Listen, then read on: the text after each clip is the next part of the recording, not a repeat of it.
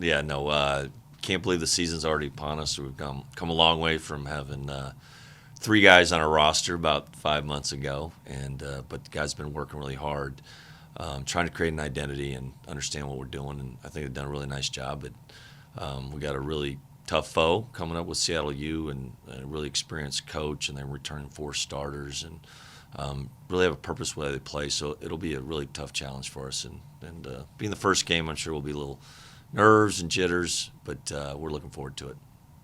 How important is it to get the season off on the right foot with a victory on Thursday? I think it's always important, but I don't think just a little bit of our program is trying to have quality every day, and we really don't focus much on the results.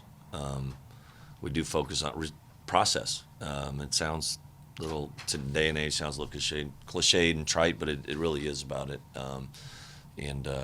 I think we do things right. We'll feel good about our effort. What are some of the things you've identified about Seattle that needs to be focused on? Well, their guard play is really good. They're all 3 perimeter guys, and they got a low post threat. So they're athletic at all 3 perimeter spots. 2 of them will stretch and make threes, and they all can do a little bit of anything. And then Terrell Brown, I think, is probably their heart and soul. He's a tough nut. Had a really good year last year. So I think the perimeter play, they're well coached. Known Coach A for a while, and they play with a certain purpose. So they'll put your defense in precarious positions. Is there any sort of, maybe for a couple of the guys on the team last year, a little bit of an added incentive to beat Seattle after they won last year?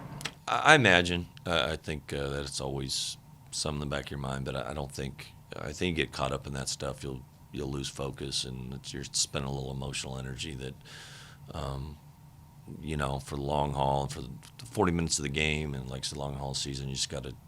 We're a new team, different staff, and we got 5 or 6 returners, so the other guys don't know.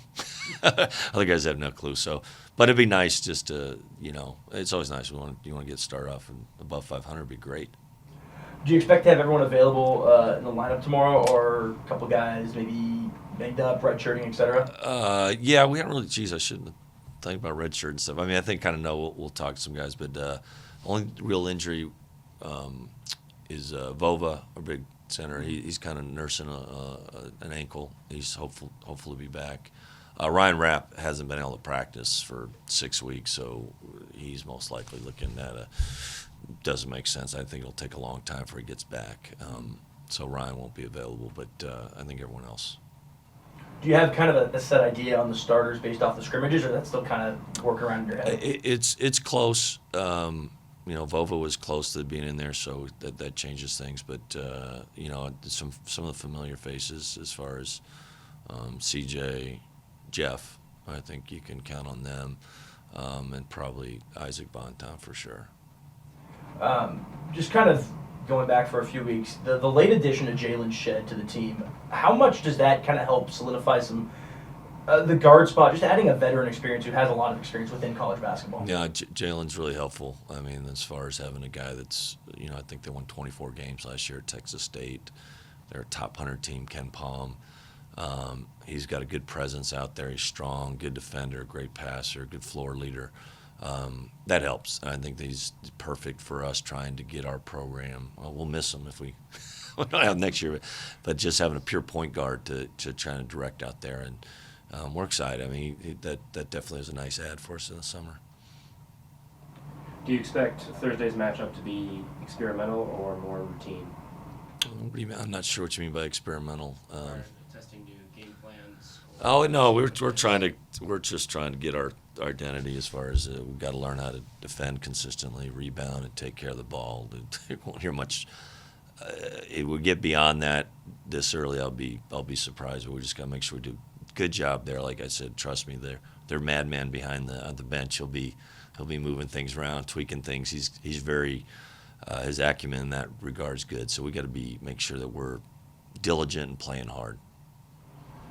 When we chatted, me and you, back in April or May, you mentioned that you weren't thrilled about the Santa Clara game just because it's a tough place to play and a tough team. Obviously, that's not the impending game, but seeing as it is next week, how do you prepare for a team that was tough on at home last year, but also a team that you do maybe have a lot more familiarity with than some of the other coaches in the pack just from being in the WCC the last few years. Yeah, no, I think I've coached a lot of games in that gym, so I have a good feeling what that's going to look like going in there. That sometimes helps, but they got a really good.